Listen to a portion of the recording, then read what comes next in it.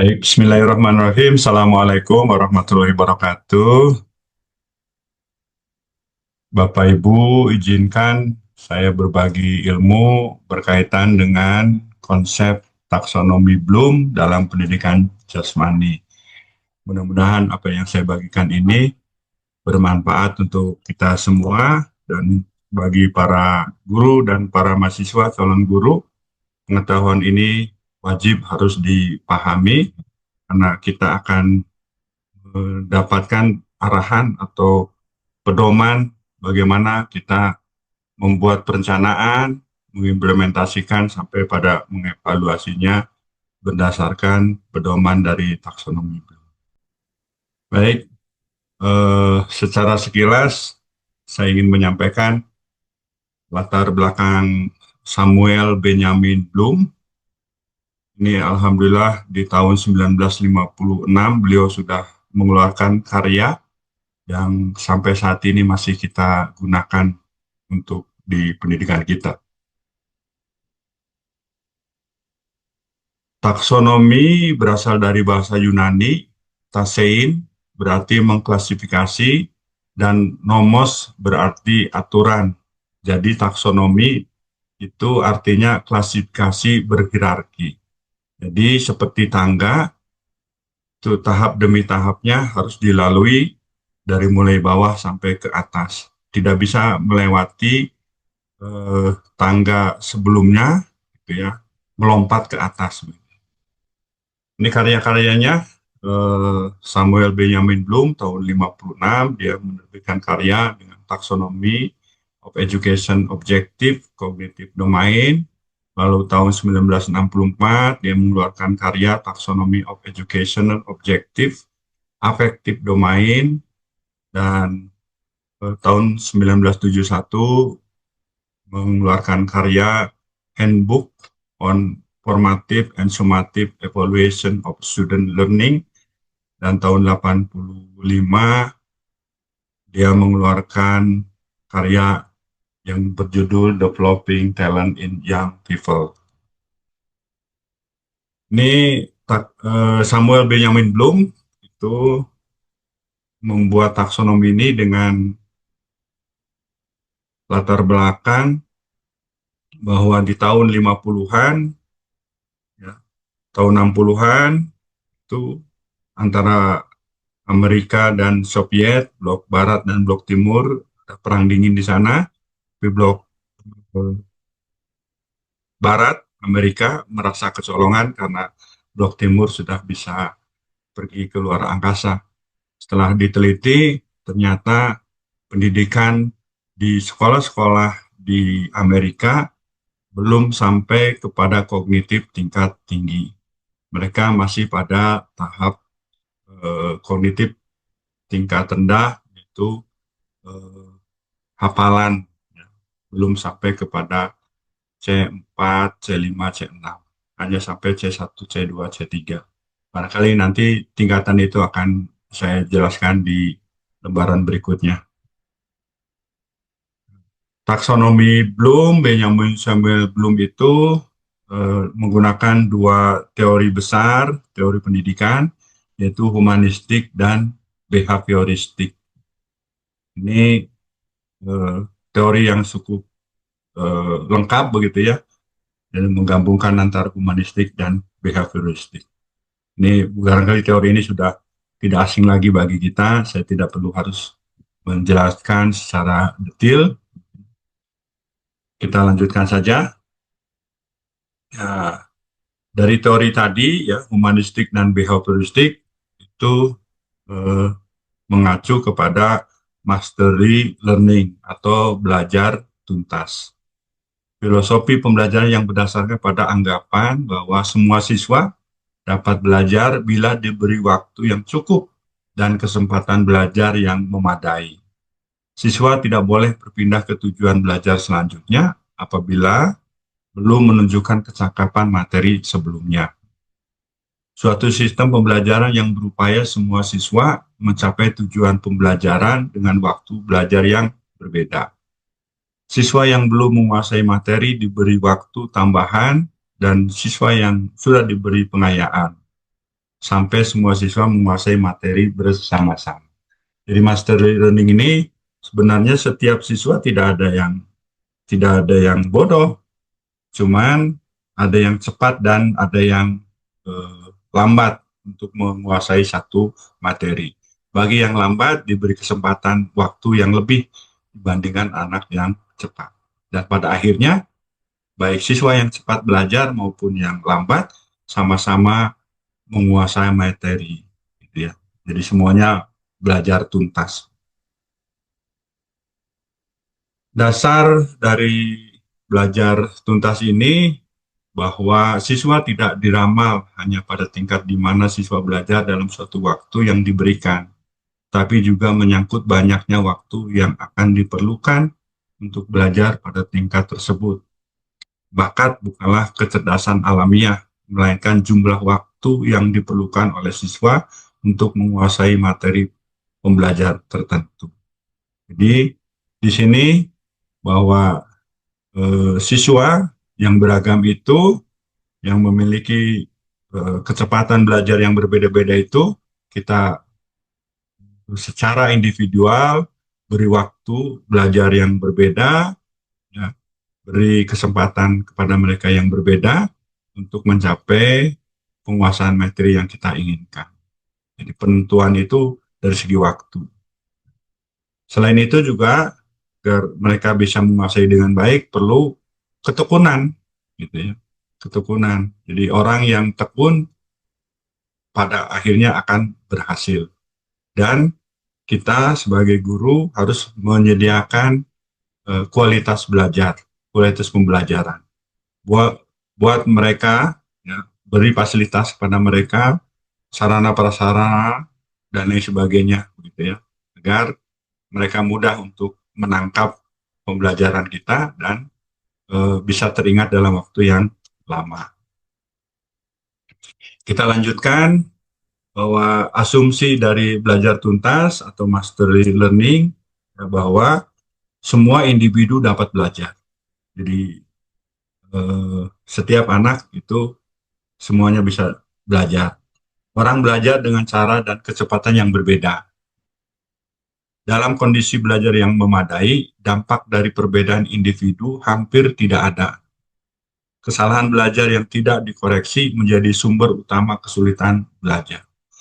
Jadi kalau eh, sarana prasarana, kondisi belajar dan lain sebagainya sama, misalnya di Singapura, di Amerika, di Indonesia kondisinya sama, pasti hasil belajarnya sama.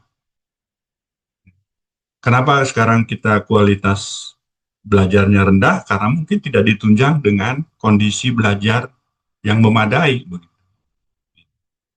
Yang kedua juga, setiap kesalahan harus segera dikoreksi.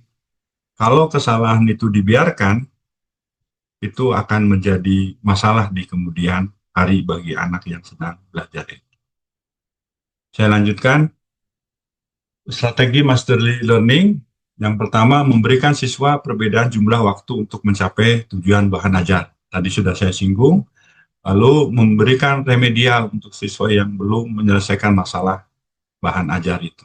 Ya, diberikan waktu lebih atau untuk mengulang.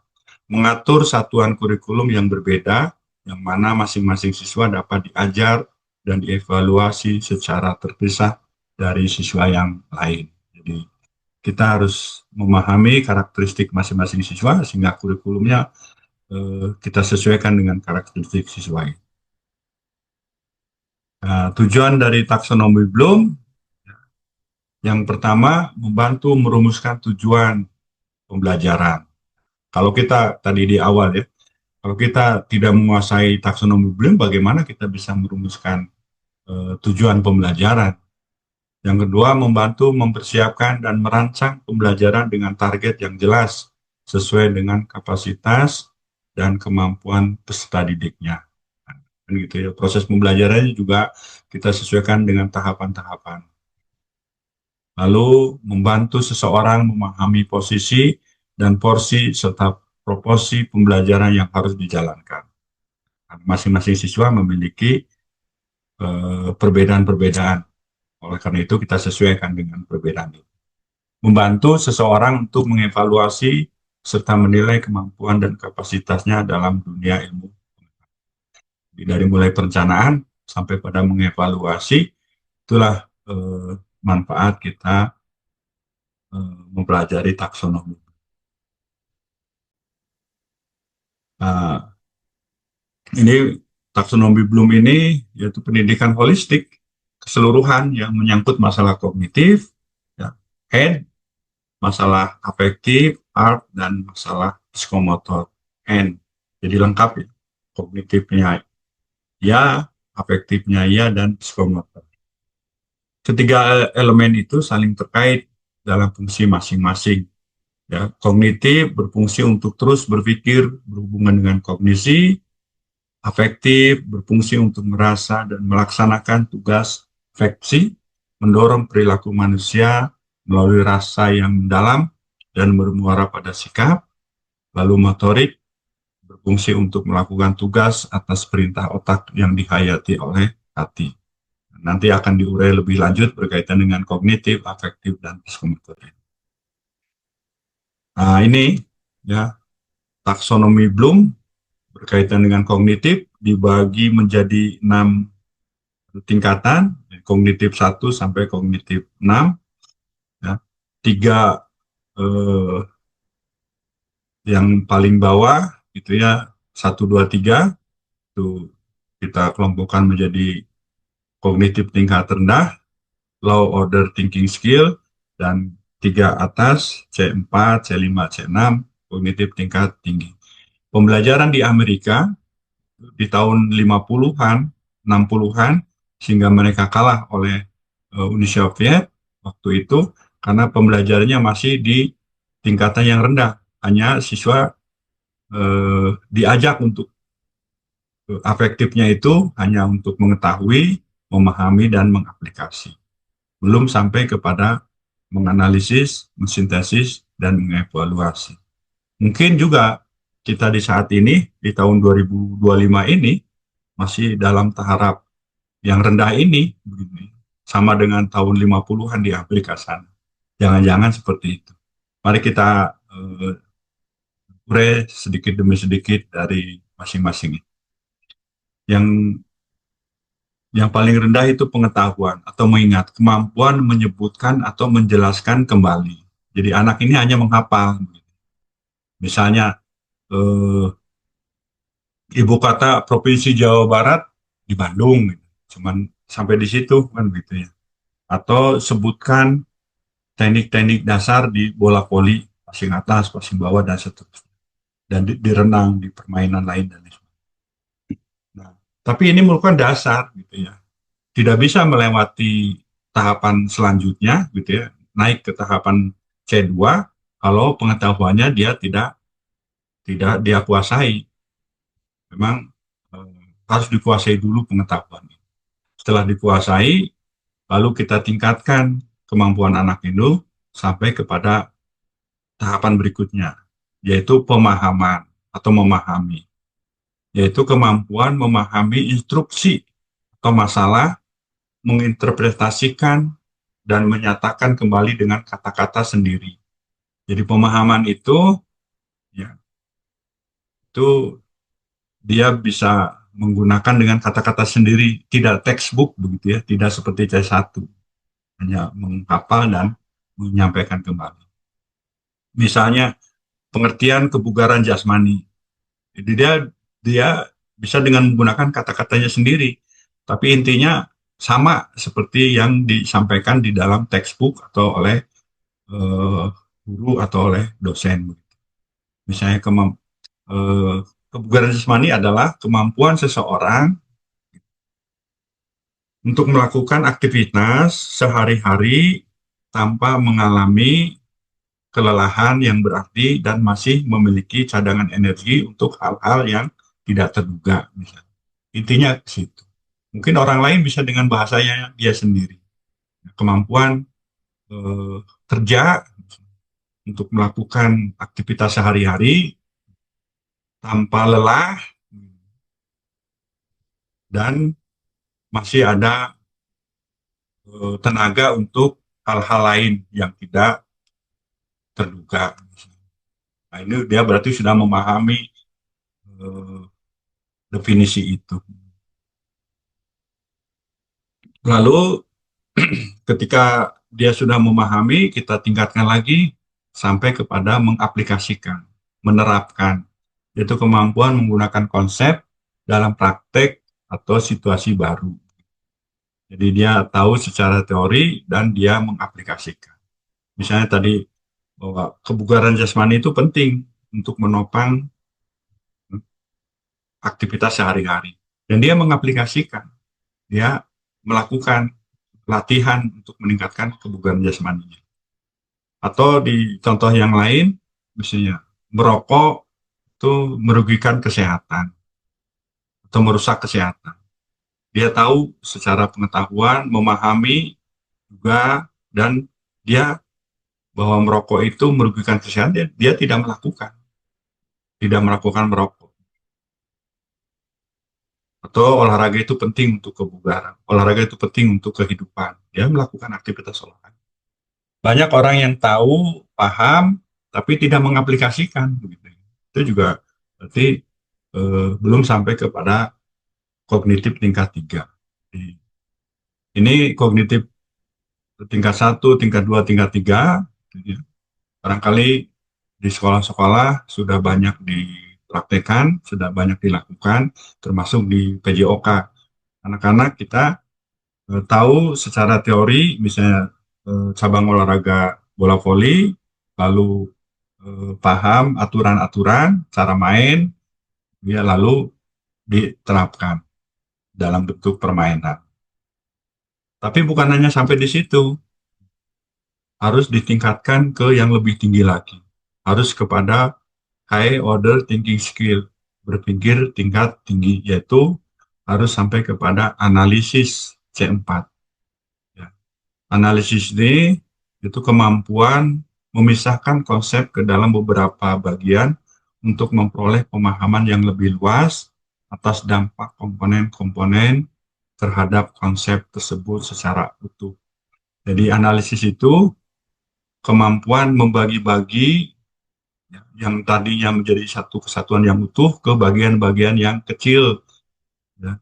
Dan masing-masing bagian kecil itu memiliki makna dan tugasnya masing-masing. Misalnya di cabang bola voli, passing bawah misalnya dibagi-bagi. Passing bawah itu ya bagaimana sikap kakinya, dua kakinya, kedua lengannya, posisi pandangan matanya, posisi badannya, arah eh, awalan perkenaan sampai pada follow ketika menerima bola. Jadi masing-masing segmen itu anak paham, sehingga kalau segmennya kurang pas, hasilnya kurang baik. Kalau segmen masing-masing segmen itu baik, sehingga hasilnya juga baik. Masing-masing segmen memiliki kontribusi. Misalnya lengannya sudah benar, tapi kakinya salah. Jadi, tidak sinkron di situ, sehingga tidak mendukung untuk mendapatkan hasil yang menganalisis, mengurai bagian-bagian yang lebih kecil dan masing-masing bagian itu memiliki makna dan fungsi. Kalau di dalam tubuh kita barangkali ada sistem pencernaan, sistem pernapasan, nah itu dibagi-bagi lagi dan mereka masing-masing memiliki fungsi dan kita paham. Sampai pengetahuan, sampai menganalisis. Lalu setelah mereka mampu menganalisis, kita tingkatkan lagi ke kognitif tingkat 5, itu sintesis. Sintesis itu kemampuan merangkai atau menyusun kembali komponen-komponen dalam rangka menciptakan arti atau pemahaman atau struktur baru.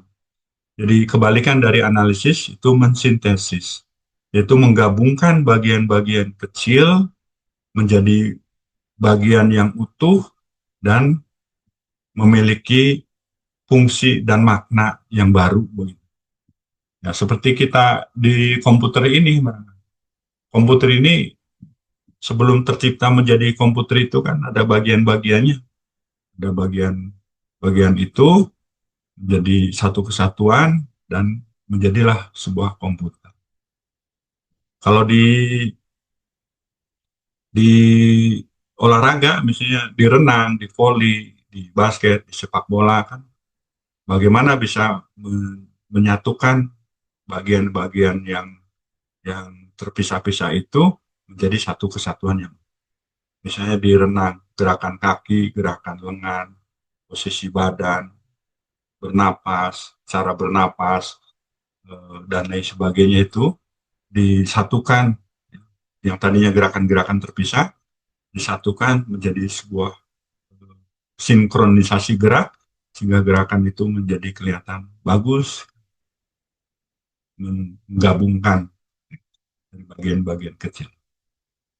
Lalu yang terakhir, kognitif yang paling tinggi, itu kognitif tingkat 6, evaluasi atau mencipta.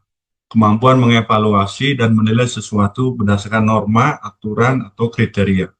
Jadi orang yang bisa mengevaluasi itu, dia tahu persis itu harusnya bagaimana dan keadaannya bagaimana.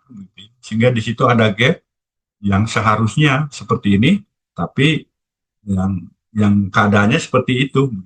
Di, misalnya passing bawah bola voli harusnya begini, tapi pas dilihat itu tidak sesuai dengan norma. Atau berenang gitu gaya bebas harusnya begini, tapi tidak gitu ya, masih ada kekurangan-kekurangan gerakan sehingga eh, masih belum sempurna. Jadi bisa kemampuan mengevaluasi itu bisa membedakan antara yang seharusnya dengan yang ada. Ini taksonomi Bloom untuk kognitif ini model yang lama.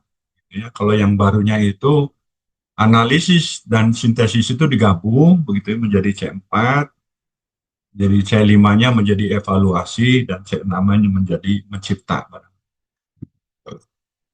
Perbedaannya di sana. Baik, kita lanjutkan ke bagian afektif.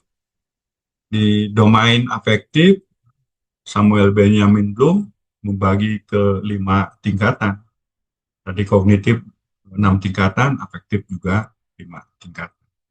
Ini juga pembelajaran afektif ini juga harus sampai kepada afektif tingkat tinggi, bukan hanya afektif yang rendah saja. Oleh karena itu, bagaimana supaya afektif anak kita ini meningkat, bukan hanya yang dasar, tapi sampai kepada tingkatan yang paling tinggi. Mari kita lihat satu persatu. Afektif yang paling rendah yaitu tingkatan menerima atau memperhatikan. Kemampuan untuk menunjukkan atensi dan penghargaan terhadap orang lain. Di afektif yang paling rendah itu adalah menerima. Ketika kita disuruh, mau, ketika suruh datang, mau, ketika suruh mengerjakan tugas, mau, itu menerima. Kalau dia tidak mau, tidak menerima, menolak, itu afektifnya sudah negatif. Nah, jadi ketika terima dulu, jadi afektif yang paling rendah itu menerima. Setelah kita menerima, gitu ya, mau, lalu kita tingkatkan anak itu ke efektif yang lebih tingginya, yaitu tingkat menanggapi. Ya. Kemampuan berpartisipasi aktif dan selalu termotivasi untuk segera beraksi dan mengambil tindakan atau atas sesuatu kejadian, menanggapi. Makanya barangkali sebagai contoh orang Jepang ketika sedang ngobrol itu dia fokus memperhatikan lawan bicaranya, lalu ditambah dengan gerakan tubuh, gitu, dengan cara mengangguk, dengan cara berkata, ya atau hai, hai, gitu kan. Itu bahwa dia sungguh-sungguh eh, menanggapi apa yang sedang dibicarakan oleh lawan pembicaranya. Atau di kelas, begitu ya. Ya, selain dia datang ke kelas, lalu dia menanggapi, ya, berpartisipasi aktif begitu, dengan bertanya, dengan menjawab pertanyaan, atau dengan respon-respon yang lain. Lalu setelah itu kita naik lagi ke level afektif yang lebih tingginya, ke tingkat 3, yaitu menghargai. Kemampuan menunjukkan nilai yang dianut untuk membedakan mana yang baik dan kurang baik terhadap sesuatu kejadian atau objek, dan nilai tersebut diekspresikan dalam perilaku. Nah, setelah menerima, lalu menanggapi, lalu menghargai. Menghargai itu kita, oh ini bagus, ini kurang bagus. Saya setuju dengan ini, saya tidak setuju dengan ini. Jadi apa yang dia terima itu, lalu dia olah sedemikian rupa, lalu dia mengambil posisi. Nah, bukan berarti menghargai ini ikut saja semua apa yang dia, tapi dia kalau hal-hal yang negatif ya tidak tidak diikuti atau menolaknya kan begitu. Di situlah gitu ya. Dia bisa memilah mana yang positif, mana yang negatif, mana yang penting bagi dirinya, mana yang kurang penting, gitu. Dan seterusnya dan seterusnya. Setelah itu naik lagi ke tingkat afektif yang keempat, yaitu menghayati, kemampuan membentuk sistem nilai dan budaya organisasi dengan mengharmonisasikan perbedaan nilai. Di orang-orang yang memiliki afektif yang tinggi itu menghayati, ya dia menerima perbedaan, tidak memaksakan dirinya, ya, tidak egois. Gitu ya. Kalau diskusi, ya, tidak memaksakan pendapatnya untuk diterima oleh khalayak. Atau di organisasi dia tahu masing-masing individu memiliki karakteristik yang berbeda-beda dan kita hargai, atau budaya yang berbeda kita hargai dan lain sebagainya. Tidak memaksakan kehendak kepada orang lain. Karena memang kita sangat beragam dari berbagai segi. Lalu yang paling tinggi, afektif yang paling tinggi itu tingkat mengamalkan menjadi karakter, kemampuan mengendalikan perilaku berdasarkan nilai yang dianut dan memperbaiki hubungan interpersonal dan sosial. Di tingkatnya yang paling tinggi ini adalah menjadi karakter. Kelihatan kita bisa melihat, oh itu orang itu ya, orangnya disiplin karena dia tingkah lakunya segala sesuatunya dalam waktu yang lama, tahu orang itu selalu tepat waktu, sehingga orang itu dijuluki menjadi orang yang disiplin, orang yang tanggung jawab, orang yang kerja keras. Atau yang negatifnya, mungkin karakter negatifnya jangan sampai ya, orang pemalas, gitu ya, orang yang culas, orang yang tidak bisa dipercaya dan lain sebagainya. Itu yang negatif. Diharapkan karakter yang positif begitu ya, menjadi ciri khas dari masing-masing individu itu. Nah, ini juga perlu proses yang panjang untuk pendidikan afektif ini. Tidak bisa dibentuk dalam waktu sehari dua hari, seminggu dua minggu, sebulan dua bulan, atau setahun dua tahun. Harus terus menerus. Melalui pembelajaran pendidikan jasmani, kita harus membiasakan kepada anak-anak kita pada tingkah laku yang mengarah kepada karakter yang positif, gitu. Sampai kepada karakter afektif yang tingkat tinggi, tingkat kelima, gitu. Oke, kita lanjutkan ke domain psikomotor. Domain psikomotor ini di taksonomi Bloom ya, Samuel Benjamin Bloom, dibagi menjadi 7 tahapan. Kognitif 6, afektif 5, dan psikomotor 7. Jadi 5, maaf, 6, 5, 7. Nah, domain psikomotor yang paling bawah yaitu persepsi, kemampuan menggunakan saraf sensori dalam menginterpretasikannya, dalam memperkirakan sesuatu. Di fungsi panca indera gitu ya, saraf-saraf panca indera kita, mata, telinga, hidung, perabaan dan lain sebagainya untuk memperkirakan sesuatu begitu kan. Nah, ini yang psikomotor yang paling eh, rendah begitu ya. Kalau sensori kita positif bagus ya, saya memperkirakan itu menjadi baik begitu ya. Misalnya bisa memperkirakan kita harus melompat sampai misalnya melompat ke solokan begitu ya. Persepsi ini bisa sampai atau gerakan-gerakan yang lain. Lalu yang kedua yaitu kesiapan. Ya. Domain psikomotor ke level kedua yaitu kesiapan. Kemampuan untuk mempersiapkan diri baik mental, fisik, emosi dalam menghadapi sesuatu. Jadi siap begitu. Tidak ada alasan gara-gara hujan tidak jadi pergi ke kampus, ya kan? Gara-gara eh, tidak ada kendaraan tidak jadi pergi dan lain sebagainya. Kita harus siap, ya harus disiapkan segala sesuatunya. Apa yang akan menjadi halangan kita siapkan, kan? Dan baik mental, fisik, emosi, ya, menghadapi sesuatu. Banyak anak yang misalnya belajar berenang, takut tenggelam dan lain sebagainya itu tingkat kesehatannya rendah, belum sampai pada tingkat takut tenggelam atau ketika ketinggian naik ketakutan dan lain sebagainya. Jadi domain psikomotor yang kedua itu kesiapan, baik mental, fisik, emosi dalam menghadapi sesuatu. Kita harus siap. Lalu kita tingkatkan ke psikomotor yang berikutnya yaitu meniru yang diarahkan.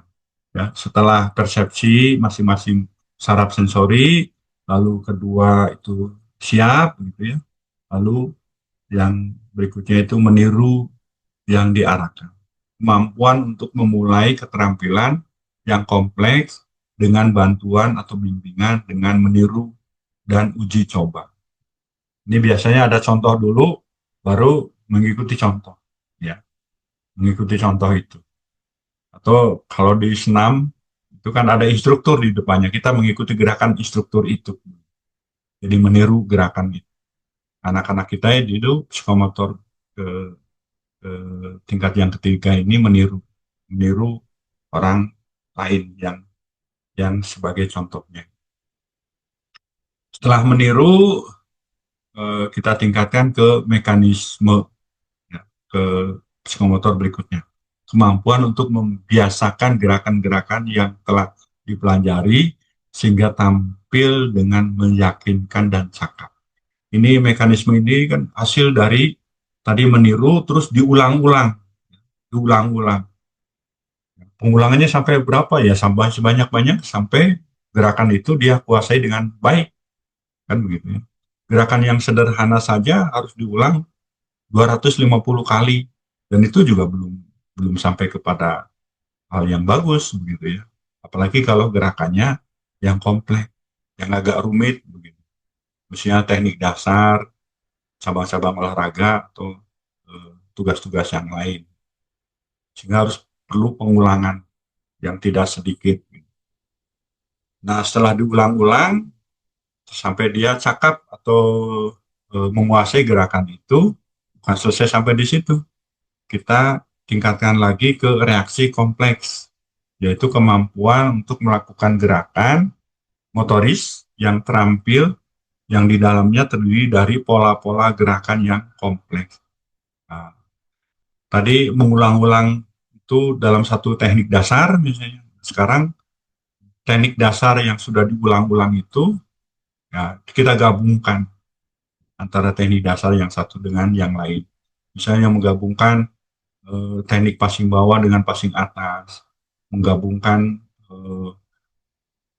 awalan dengan tolakan, melayang dan mendarat, misalnya di lompat jauh, atau menggabungkan antara passing bawah, passing atas dan spike, atau menggabungkan eh, gerakan kaki, gerakan lengan dan gerakan ambil napas di berenang, misalnya, yang lebih kompleks lagi, sehingga makin cakap lagi. Gitu.